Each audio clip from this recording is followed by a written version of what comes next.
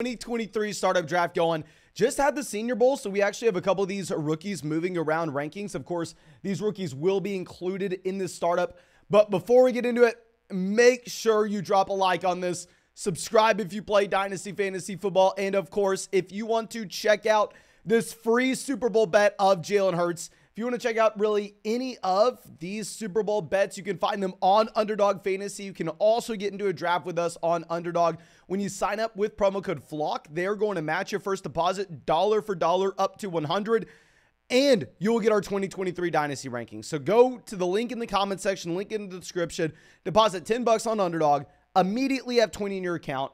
Go bet the 20 for Jalen Hurts to have more than half a total yard, and then you'll be sitting with our Dynasty rankings. But that should be about it. Let's go through. Let's dive into this draft. And we are going to be at the 104. So honestly, I mean, we are going to get an elite level quarterback and not have to think about anything else. And maybe I specifically chose us to get the 104 for this exact reason, but I'm not going to be apologizing for it if I'm going to be honest here, because I really need to make a selection that we've been passing on previously. And honestly, it's just bad at this point for us to continue to do so. Do we throw in the towel and just start taking Jalen Hurts here? I know everybody's been telling us to. I've still been taking Justin Herbert over Jalen Hurts.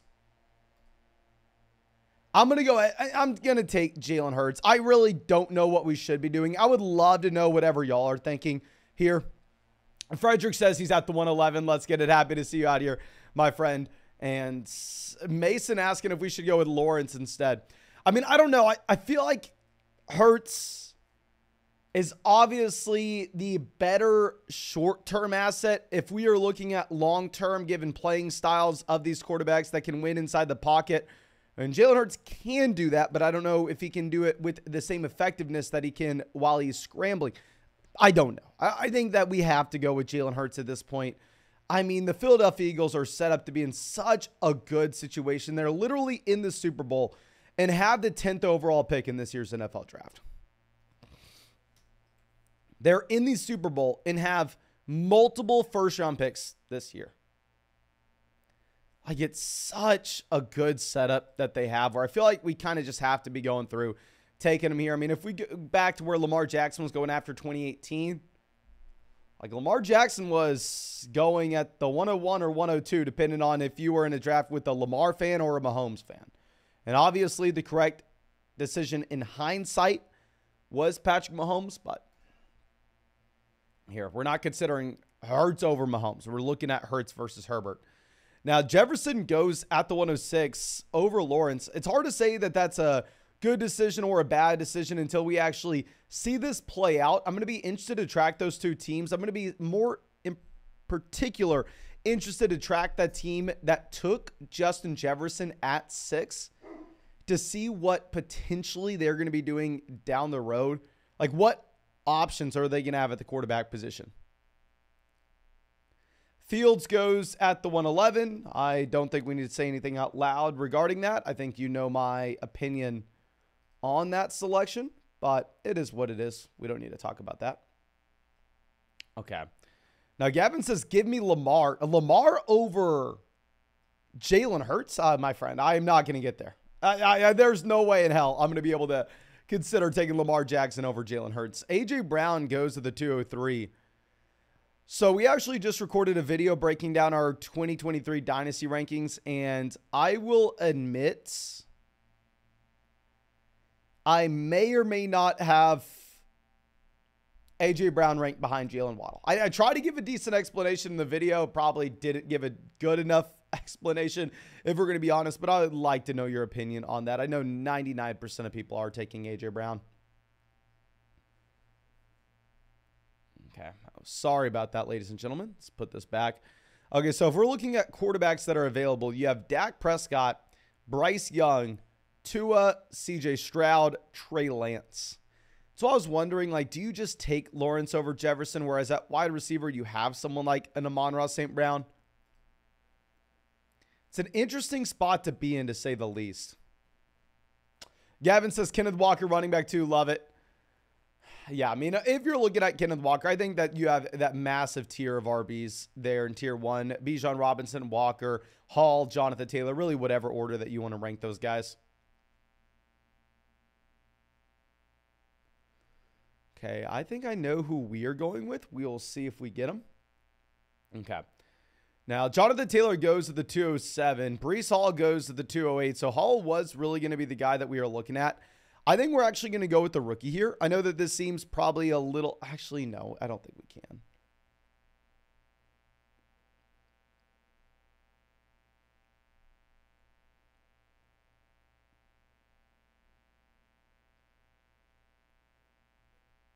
I'm going to play it safe. I'm going to go ahead. We're going to take Garrett Wilson at the 209. Looking at how damn good Garrett Wilson's rookie season was, knowing that the offense can really only get better than what they had this past year with the platoon of Zach Wilson, Joe Flacco, and Mike White.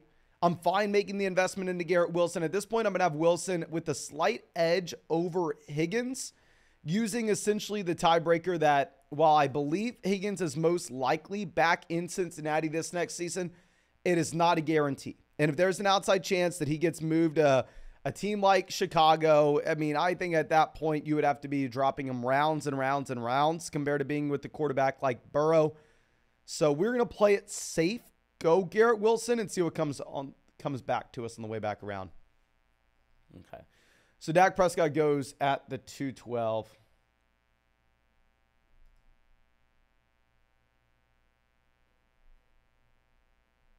Okay. 2 ago. So the thing is, if we were looking at how the teardrop is going to be by the time we're up on the board again, there will be running backs that I'm fine with on the way back around. So if I was looking at this, I'm either going to go Travis Etienne or Bryce Young. Given the fall off that I think we should expect at the quarterback position, I'm going to go ahead and we're going to take Bryce Young at the 304. It's an interesting spot. I think maybe if you were to ask me who I'd rather have straight up at this point of the offseason between these two guys, maybe I kind of prefer ETN. It's just a real awkward spot not knowing if you're going to get a quarterback on the way back around for you. So we're going to go Young. Stroud goes directly after. Now, can y'all please spam the chat? Who would you rather have? Would you rather have Bryce Young or CJ Stroud? Frederick says, why does Breece Hall go about 2 rounds before Javonte Williams? They have the same injury, the same age, similar abilities, and they are both in subpar offenses. I would say that Breece Hall is a significantly better running back, if we're going to be honest. I mean, I think that if we're looking at them as prospects, it's Breece Hall over Javonte, not even remotely close. And then not even if we're talking about their prospect profile, but looking at what they've done at the NFL level. The NFL level, Breece Hall has been significantly better in a limited sample than Javonte Williams has been in pretty much 2 seasons. So, I don't know. I mean, I don't really see them as the same player. I understand what you're talking about. I more so view Javonte Williams as just a worse version of Breece Hall. Okay, so it looks like most people are going CJ Stroud over Bryce Young. Very interesting. I mean, I was actually looking at a mock drafts. I mean, if we're looking at right now, NFL mock draft database, and keep in mind, I can't claim, and I don't think anybody can claim to be some expert quarterback scout guru. I mean, we've talked about this time and time again. Actually, one of my most drafted players in the 2018 Dynasty Superflex rookie draft class was actually Josh Allen, because everybody in the Dynasty community thought they were so smart in that Josh Allen was so bad, even though he was the top 10 pick and had rushing upside, so we took him everywhere. And same thing with Daniel Jones in 2019. So, I mean, usually we just kind of listen to NFL Draft Capital and kind of ignore the noise when it comes to Dynasty. But if we're looking at this, I mean, according to NFL Mock Draft Database, they have moved CJ Stroud up to number 1 and Bryce Young down to number 3. So it looks like by the way things are trending, that CJ Stroud may end up being that guy. Obviously, it's very difficult to figure out who is going to go where, though.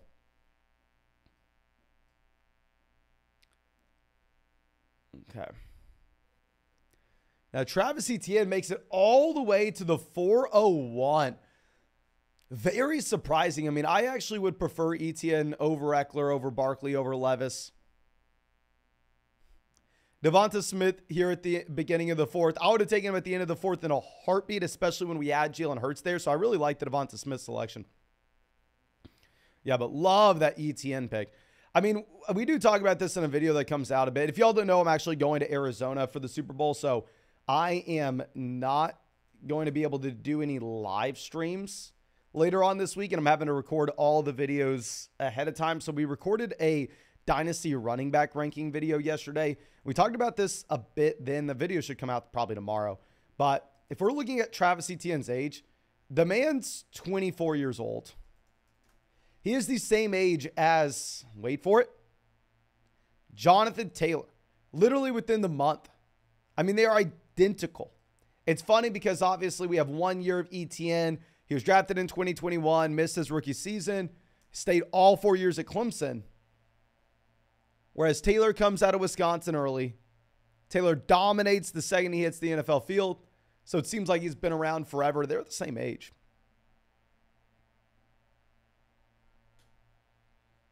Okay, so let's see this London going at 406.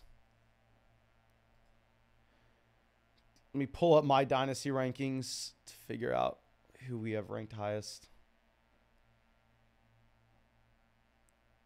Gibbs goes 408. We are honestly going to be taking Jahmyr Gibbs here most likely. Let's just go through and skim the positions real quick.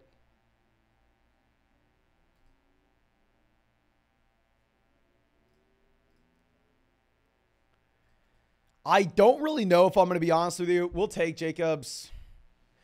Maybe I'm a little bit biased here. Y'all know Jacobs is my most drafted player on Underdog this past year. We were getting him in the 7th, 8th round. We won $150,000, and he was a big reason for it. So maybe I'm a little bit biased. I'm assuming that he ends up back in Las Vegas. I don't think it's a phenomenal situation. If I'm looking at my Dynasty running back rankings, I currently have Josh Jacobs as running back 9. And if we're going to be looking at where he goes off the board here, we got 1, 2, 3, 4, 5, 6, 7, 8, 9, 10. We're getting him as running back 10. So it's not like it's some phenomenal value. Other running backs in play would have been guys like DeAndre Swift, Javonte Williams, Ramondre Stevenson. Hawkinson at the 410 is intriguing. I mean, obviously, we're going to be targeting Dallas Goedert later on when we take Jalen Hurts here, though.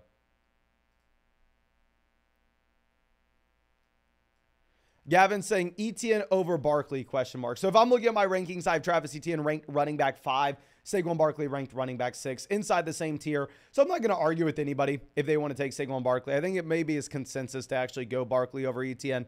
Just personally, probably giving the tiebreaker to the younger running back. Edward says, if I trade Walker for Bijan Robinson, Bijan will join my running back room of Etienne and Taylor, creating a 3-headed monster. I mean, you already have a 3-headed monster, my friend, but that would be a phenomenal. Okay, so let's think. What can we do?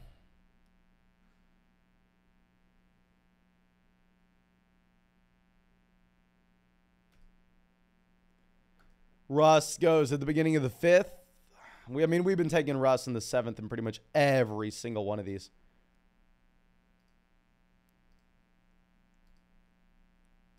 We're going to go off the board here a bit. I understand that this looks like a reach. I don't really care. We're going to go Anthony Richardson.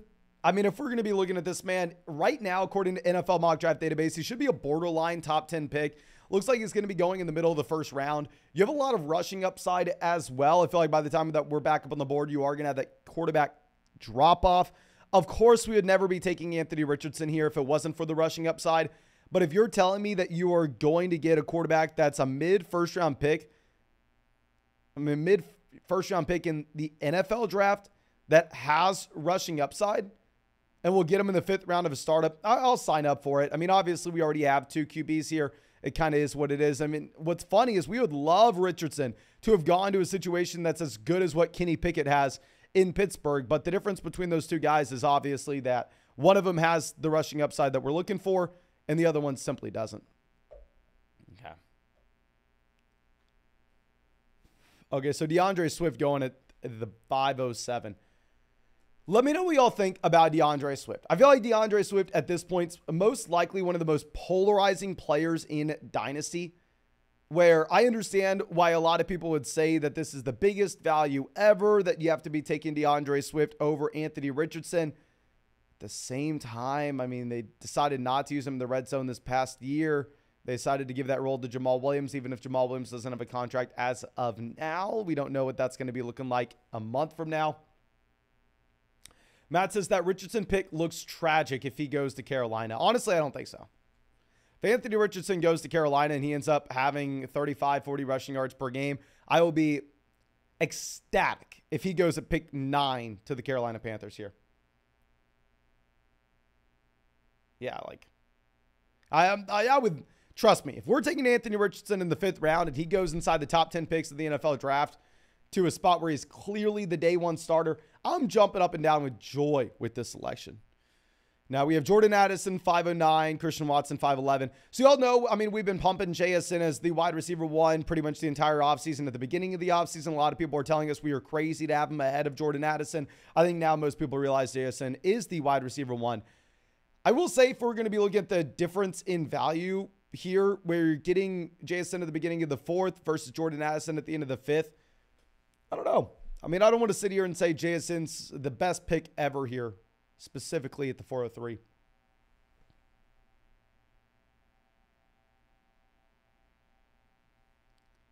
Now we have Jerry Jeudy going at the beginning of the 6th. I mean,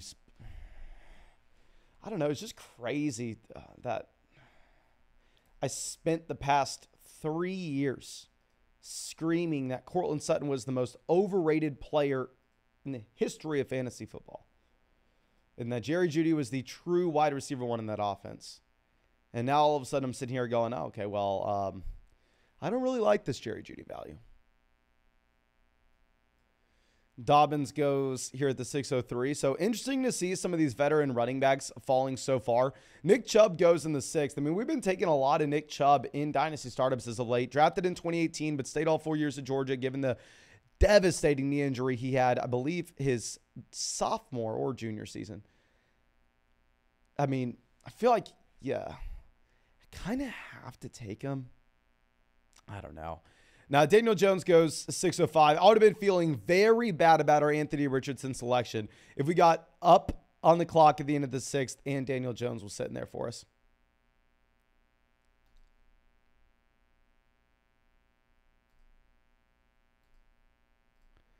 Okay, I think I know where we're going to go. Let's see what Thomas decides to do. Godwin goes, so we're going to go ahead. We are going to take DJ Moore. I know most people would prefer Jameson Williams here. I mean, I'm not the biggest Jameson Williams guy. With DJ Moore, maybe we could say, okay, well, if Anthony Richardson goes to the Carolina Panthers, then all of a sudden we have some stack. Blah, blah, blah. DJ Moore, horrible offense, great player. Still incredibly young, drafted 2019, but drafted only at 20 years old coming out of Maryland. So now he's 25. Like, and DJ Moore, I'm pretty sure, just turned 25 as well. Let me confirm this. DJ Moore, another one of these players that's been productive since he was a rookie. So it seems like he's been around forever. He's deceivingly young. Let's pull this up. No, actually, DJ Moore, I apologize, turned 25 a while ago. And actually, I apologize again. I believe he was in the 2018 draft class.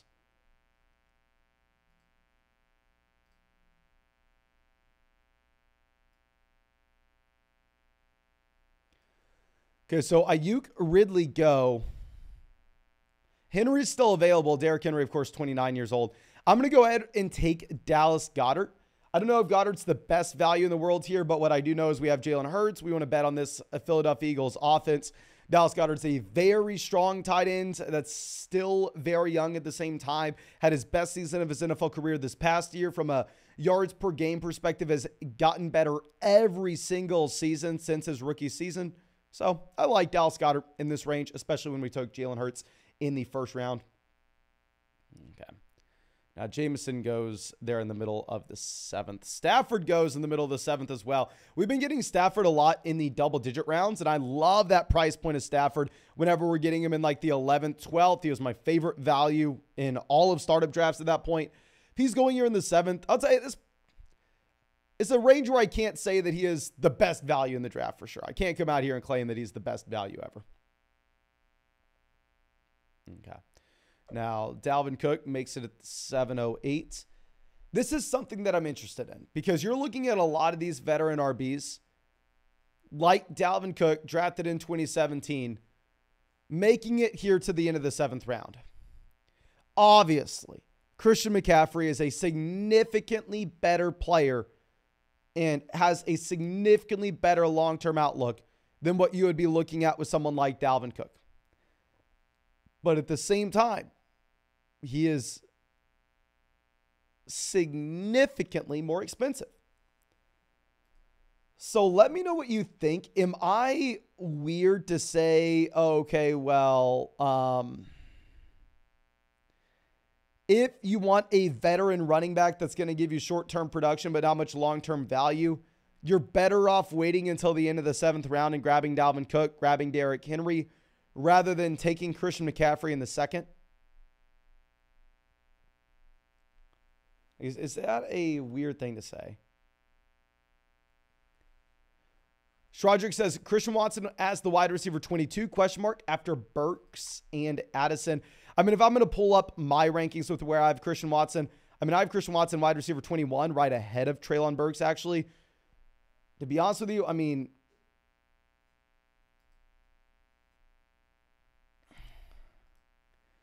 with Christian Watson, I drafted the hell out of him in a redraft best ball leagues this past year because of the discount we are getting. He was hyper productive in college in a small school, but I do get kind of the same vibes as Chase Claypool's rookie season. You don't get a lot of volume. You're just hyper efficient with it. If I'm looking at Christian Watson going here, I probably would rather have Jordan Addison over Christian Watson. Can y'all please help me out? We have 150 people watching this right now. Can y'all please spam the chat? Who would you rather have on your team? Would you rather have Christian Watson or Jordan Addison? Please spam the chat. Would you rather have Jordan Addison or Christian Watson?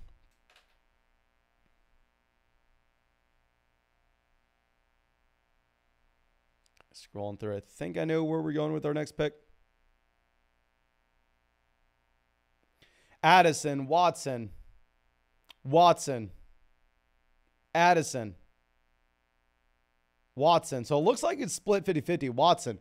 Maybe we have, a slight lean going over to Christian Watson. Deontay Johnson goes 807. I actually really like this Dameon Pierce value. Oh my gosh. Y'all know we were screaming to sell Dameon Pierce during the season. But getting him here in the middle of the 8th,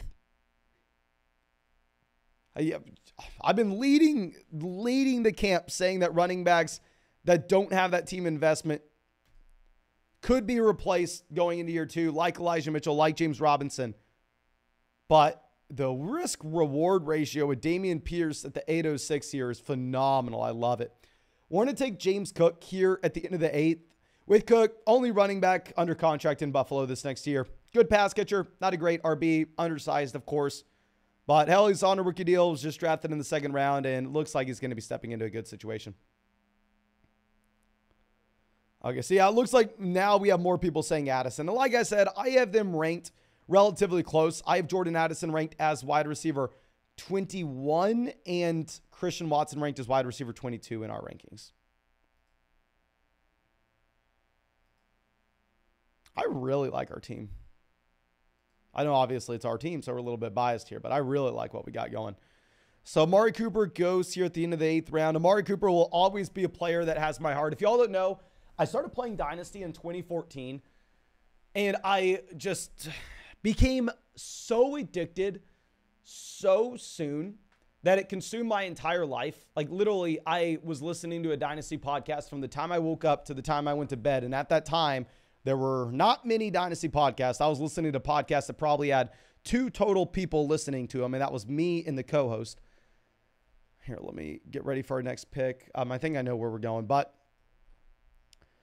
back then, I was just obsessed looking at those rookie wide receivers. 2014, 2015 guys like an Amari Cooper are always going to have a place in my heart. Like if y'all remember our old studio, we used to have a New York Giants Odell jersey hanging up, a Oakland Raiders Amari Cooper jersey hanging up.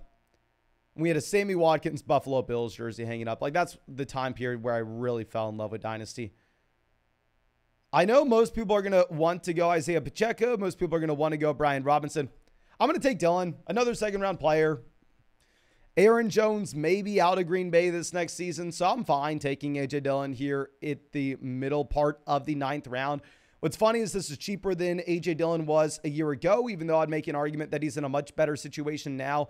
And I'll tell you that if I had any league where I was sitting with Zach Evans, Sean Tucker, before the NFL Combine, before we had their filled out prospect profiles, I would trade them in a heartbeat for A.J. Dillon.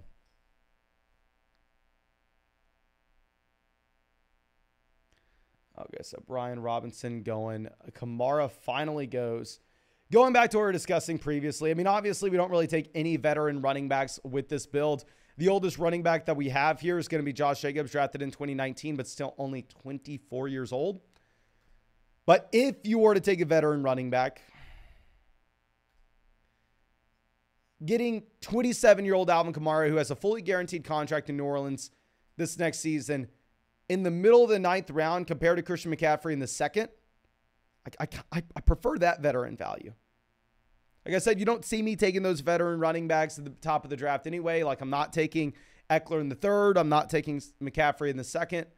If you wanted one of those veteran RBs, I'd rather wait and get a worse player like an Alvin Kamara, but this late.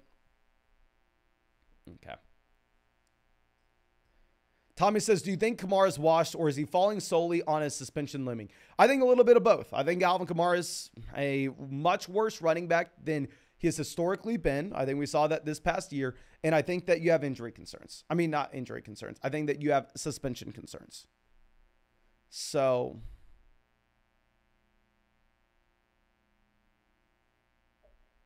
kind of is what it is.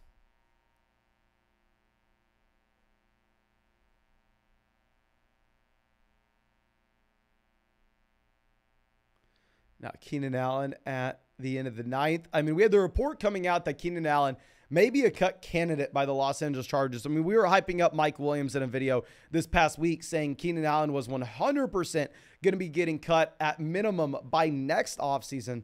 I honestly didn't think it was that likely for Keenan Allen to be let go of this offseason, but if we're going to be pulling up his contract and looking at it again, I mean, let's just pull up the guaranteed money, because I saw that. Was it from The Athletic? Or was that viral little tweet that said, oh, yeah, Keenan Allen and I forgot what other player they said we're going to get cut.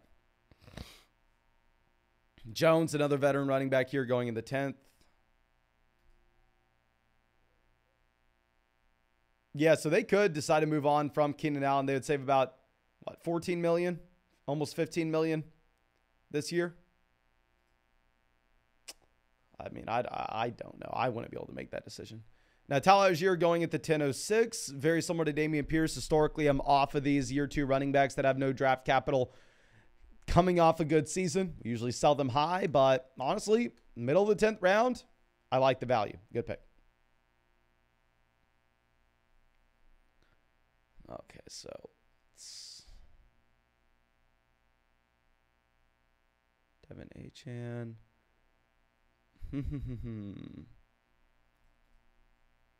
Schultz goes.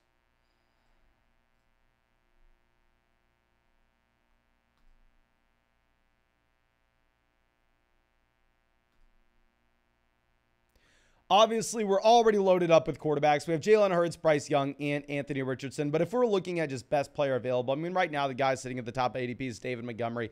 I think we just go ahead. We take Aaron Rodgers. We're getting him after Geno Smith here. I mean, we're presumably only getting 1 to 2 seasons of Aaron Rodgers with this selection, but it kind of is what it is. Blind coming out says, how do you trade up, down in a dynasty draft with rookies when no one wants to trade? Feels like no one wants to trade until the 8th or 9th round, but by then trade value really starts to dwindle.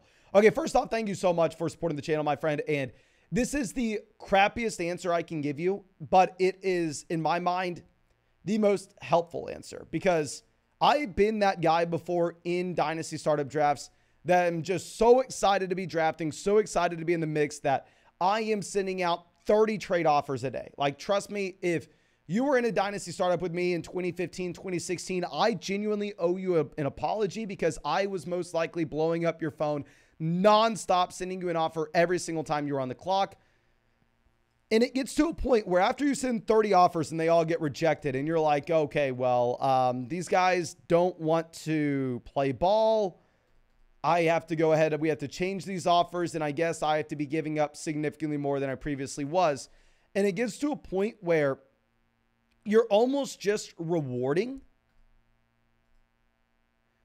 the people who don't want to be active owners and don't really care to make trades by, if you continuously hit your head against the wall and go, hey, I'll trade you this, I'll trade you this, I'll trade you this, I'll trade you this. And you keep on giving an inch every single time you send an offer, every single time you try to make a deal with them. Some people only make a trade if they are 100% winning the deal.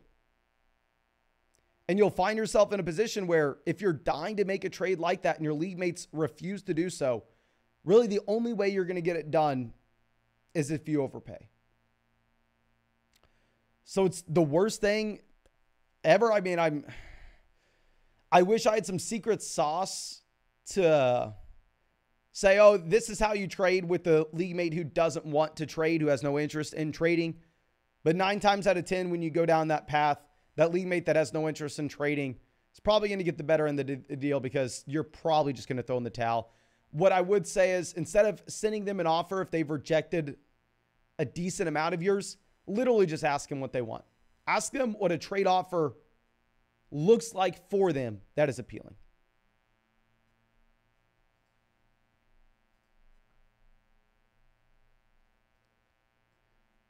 Now, we're going to go Juju Smith-Schuster at the beginning of the 11th.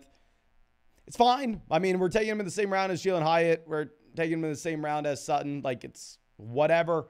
Juju drafted 2017, but drafted at 20 years old, so still actually pretty young, only 26. Doesn't have a contract with KC this next year. Obviously, you'd be really hoping that he resigns. It's almost the best case scenario that he resigns and ends up being a low-end wide receiver 2 in fantasy for the Kansas City Chiefs. But in this round, I'm fine taking him, and I'm fine rolling those dice. Now, Elijah Moore at the end of the 11th. I like the Donovan Peoples-Jones selection.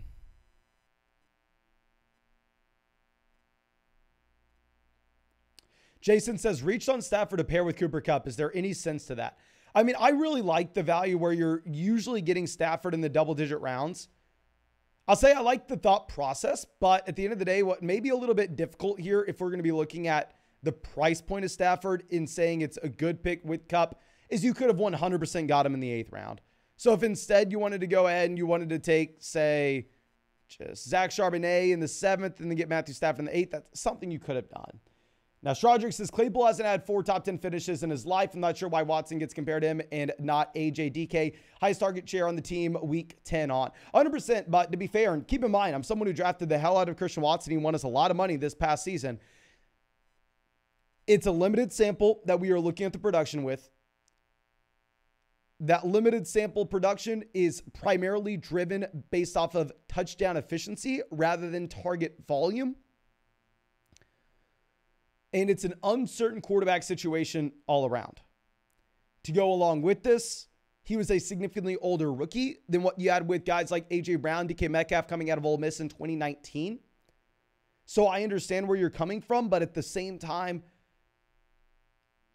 I don't want to say Christian Watson is Chase Claypool. Of course, I would have never drafted him in the first place if I thought that. But I think he's probably about halfway between Claypool and halfway between A.J. Brown, DK Metcalf. I don't think we can just treat him as year 2 A.J. Brown, if that makes sense. Okay. Well, let's try to find something we can do here.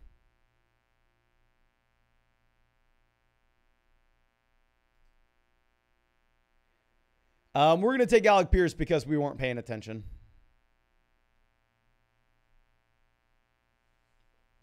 But I think that should be about it. Let's go through and let's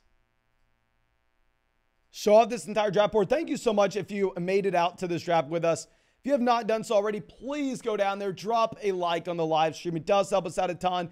And of course, if you want to check out any of these player props, my favorite player props actually going to be way down here for Patrick Mahomes to have at least 3.5 rushing attempts. Actually, this is my favorite player prop. Jalen Hurts to have half a total yard. You can find the link to Underdog in the live chat in the description. When you sign up for Underdog, they'll match first deposit dollar for dollar 200 with promo code FLOCK, and you'll get our 2023 Dynasty rankings. So I definitely make sure you take advantage of that. Thank you again. Sam says he sent the 106 for Javonte. Good deal. I don't want to act like it's the steal of the year. If it's a one quarterback league, oh my God, you robbed the man. Super flex, fair, good deal. But thank you again. Appreciate y'all and really hope that you have a great day.